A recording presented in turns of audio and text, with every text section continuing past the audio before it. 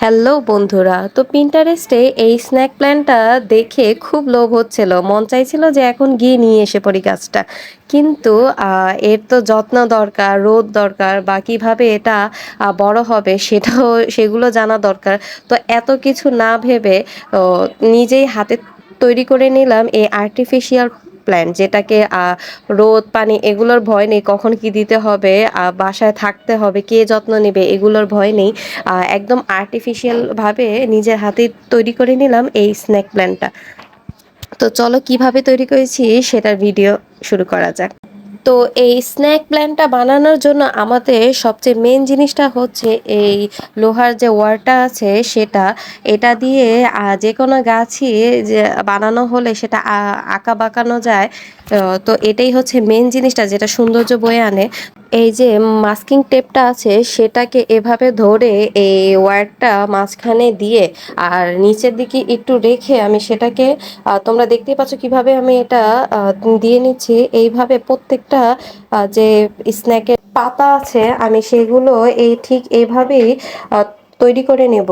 আর তোমাদের সাথে একটি ট্রিক্স আমি শেয়ার করছি যে যে কোনো পাতা এরকম ভাবে যদি কাটো তোমরা নিচের থেকে উপরে, তাহলে যে কোনো পাতায় তোমরা ইজিলি ভাবে শেপ দিতে পারবে। তৈরি হয়ে গেল আমাদের এই এক একটা পাতা। তোমরা যত খুশি তত ইউজ করতে পারো। তোমাদের যে টপটা হবে সেটার আন্দাজ অনুযায়ী, আবার বেশি হলে আবার এটা এতটাও ভালো লাগবে না, আবার কম হলেও অত একটা ভালো লাগবে না। তোমরা আন্দাজ বুঝে যতগুলো দরকার ততগুলো তৈরি করে নিতে পারো।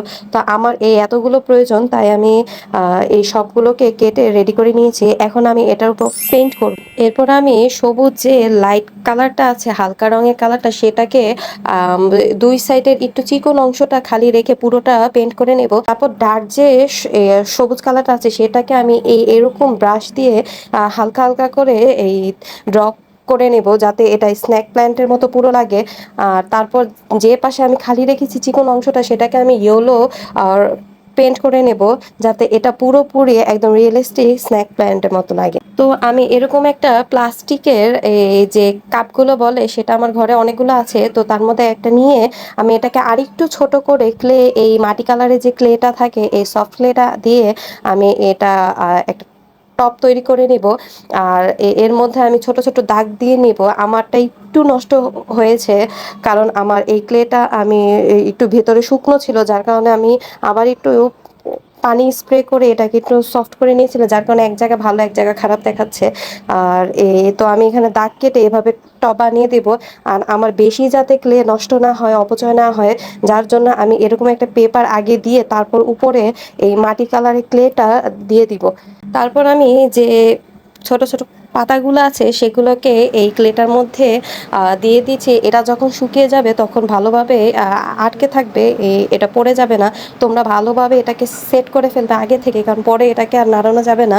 এখন আমি এর মধ্যে আমার যে বার্নিশটা আছে সেটা ইউজ করে ফেলবো। আর এটা আমি আস্তে করে বাতাসের মধ্যে শুকিয়ে নিব। তো কেমন লাগলো তোমাদের এই ডিআইওয়াইটা আমাকে অবশ্যই কমেন্ট করে জানাবে। ধন্যবাদ।